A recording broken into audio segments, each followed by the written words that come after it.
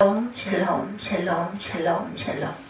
하나님 사랑합니다. 여러분 주 안에서 사랑합니다. 오늘 로마서 8장 말씀 12절에서 17절까지죠. 하나님 나의 아버지, 이런 제목으로 함께 은혜를 나눕니다. 12절부터 봅니다. 그러므로 형제들아, 우리가 빚진 자로 돼 육신에 계셔서 육신대로 살 것이 아니니라.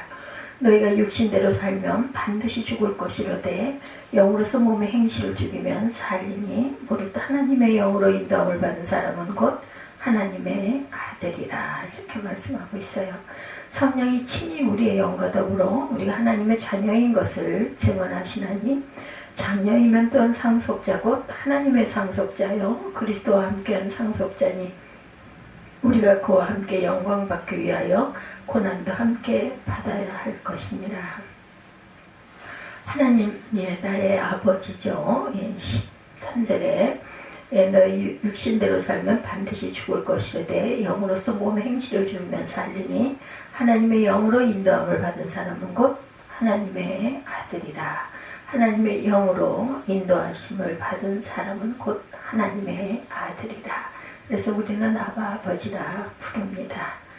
곧 하나님의 아들이라. 하나님의 영으로 인도함을 받은 사람은 곧 하나님의 아들이라.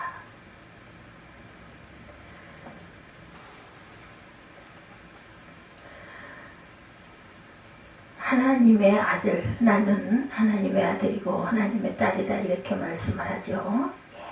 우리가 예전에 공부할 때 학생들은 지금은 뭐 다 대학 가고 대학원 가고 뭐 공부하고 싶지 않으면 자신의 전문 분야 공부를 또 따로 하고 대학에 대해서 그렇게 해야죠. 목숨을 걸거나 하지는 않습니다. 그러나 저희가 어렸을 때는 꼭 대학에 가야 한다, 이런 생각들을 많이 하고 있었죠. 중학교 가는 것도 쉽지 않았던 그러한 아주 어려운 처지에 있는 학생들도 있었습니다. 서울보다는 지방으로 내려갈수록 그런 학생들이 많았죠. 그래서 또 아들들은 꼭 고등학교를 가야 돼, 상급학교를 가야 돼, 대학을 가야 되지만 또 딸들은 중학교 정도만 다니고 많은 그런 학생들이 많은 그런 시절도 있었습니다. 제가 어린 날에는. 그래서 걸어서 뭐 1시간, 2시간 가는 학교, 이런 학교 다닐 때가 굉장히 많았어요. 어려운 형편에도 중학교 등록금을 대주시는 부모님께 얼마나 감사한 마음을 가졌는지, 정말 어렵게 살 때, 대한민국이 아주 가난할 때 이랬습니다. 꼭 그래서 이 다음에 커서 부모님께 효도하리라, 이런 다짐들을 하였던 그런 자녀들도 제 주변에 보들 중에는 많았죠. 그렇게 어려울 때도 뭐 소 팔고 논 팔아서 아들 등록금 마련해서 서울로 또 이렇게 보내는 그런 부모님들도 많았고요. 어느 가정은 병으로 앓고 계시는데도 자녀들 교육은 꼭 시켜야 된다고 이렇게 뒷바라지 하시는 그런 아주 훌륭한 부모님들도 많았습니다. 내 아들이 어엿한 중학생이라니 너무 자랑스럽다. 내 아들이 서울에서 서울대학을 다니니 정말 가문의 영광이다. 이렇게 기뻐하시는 그런 부모님들도 많았습니다. 지금은 뭐 외식하는 거, 집에서 밥 먹는 거 그냥 번거로우니까 그냥 나가서 한 끼 먹자, 이런 그냥 쉽게 외식도 많이 했지만 그 옛날에는 짜장면 한 그릇 사 먹으려면 가족들이, 큰 아들이 있기도 하고 그랬어요. 일찍 아버지를 잃은 사람들은 아버지가 그립기만 했는데 그의 아버지가 생겼어요. 바로 하나님 아버지다, 이렇게 고백하시는 분들도 저는 주변에서 많이 봤습니다. 하나님을 만나고 하나님과 한평생을 동행하면서 얼마나 힘과 능력이 충만하게 나를 위로하고, 지금 또한 저 또한 그렇습니다. 근데 하나님 아버지께서 그런 모습으로 지금까지 우리와 동행하셨다는 걸 생각하면 얼마나 감사한지, 저는 오늘도 마찬가지입니다. 제 친아버지는 일찍 연세가 많지 않아서 돌아가셨지만 저는 어린 날부터 하나님 아버지가 항상 저와 동행해서 오늘도 또한 공부할 때도 어려울 때도 눈물 날 때도 항상 위로해 주시고 답을 늘 마음속에 감동을 주셔서 어려운 일, 힘든 일 헤쳐나갈 때마다 큰 힘이 되죠.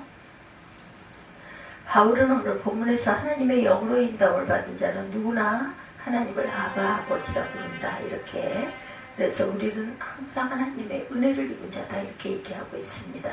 죄인인 우리가 하나님을 감히 아버지라고 부르며 하나님의 자녀라 일컫게 되었어요. 여러분 가운데 거친 세상에서 살아가면서 아버지의 든든한 어깨를 그리워하신 적이 있다면 우리 아버지 되시는 하나님의 넓고 따뜻한 품을 늘 기억하시기 바랍니다. 지금도 우리를 따뜻한 눈으로 바라보시고 계시는 하나님 아버지께서 저와 여러분의 든든한 버팀목이 되어주고 계시죠. 현재 우리는 성령을 받은 저와 여러분들이다. 우리 마음에 하나님 아버지가 늘 계시고 아버지라고 부르는 저와 여러분들 모두는 성령 하나님이 우리 마음 안에 계시는 분입니다.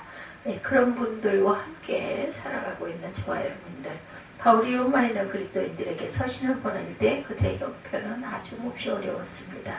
세계 최대 이교도신 로마에서 소수의 무리로 살아간다는 것, 더군다나 그들은 다른 믿음을 가지고 살아간다는 것이 아주 힘들었겠죠. 로마서 8장 13절이죠. 그러한 로마 교회 형제 자매들에게 바울은 육신대로 살지 말고 성령에 따라서 살 때 문 열어 어려움을 이겨낼 수 있는 것이라고 권면합니다. 너희가 육신대로 살면 반드시 죽을 것이로되 영으로 몸의 행실을 죽이면 살리니. 오늘 본문에 이렇게 말하죠. 몸의 행실을 죽이면 살리니. 성령을 따라 살려면 우리가 성령과 동행해야 되죠. 그래서 성령 받아라 이런 찬양도 많이 했었어요. 그렇죠? 지금도 마찬가지지만 성령 받아라 이런 찬양 아주 기쁜 찬양이죠. 성령에 따라 살려면 성령을 받아야 된다. 신앙생활을 할 때 부흥회에 많이들 참석하셨죠. 지금도 마찬가지지만 그런데 대부분의 부흥 강사 목사님들은 열심히 기도하면 성령을 받는다 이렇게 말씀하세요. 방언이나 예언이나 병 고친 능력이나 기적을 행하는 것 자주 말씀합니다.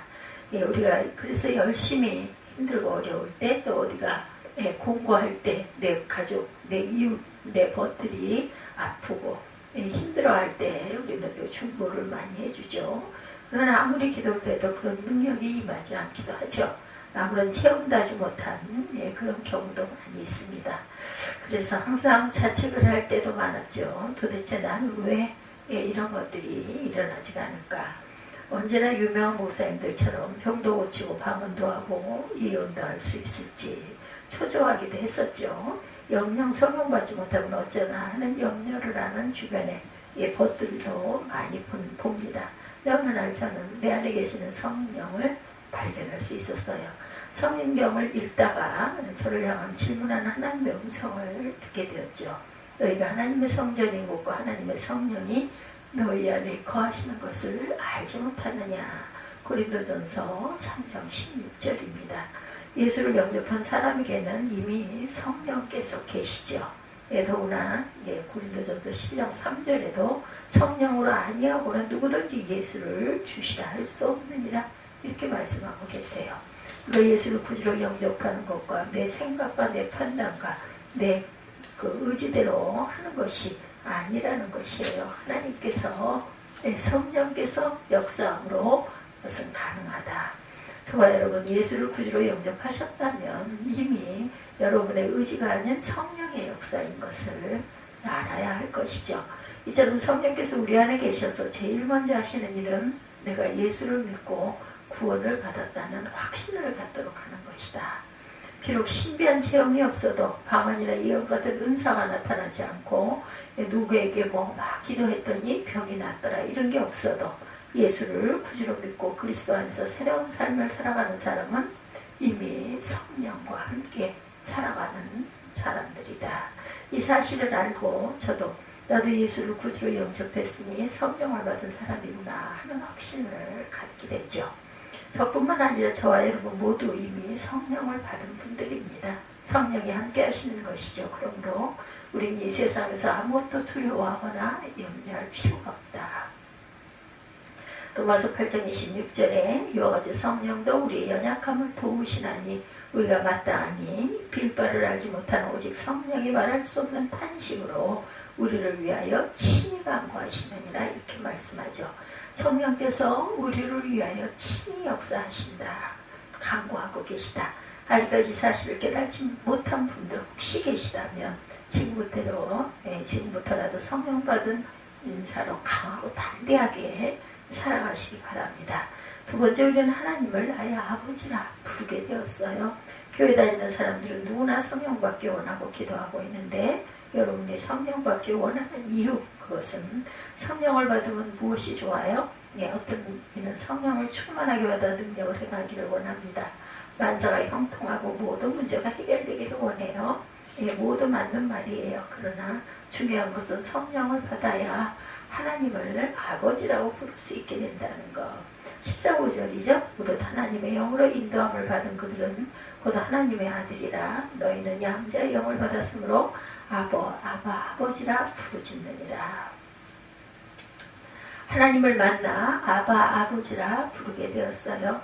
아버지가 돌아가셔도, 우리는 육신의 아버지가 돌아가셔도 아버지라고 부를 하나님 아버지가 계시기 때문에 마음에 든든함이 있습니다.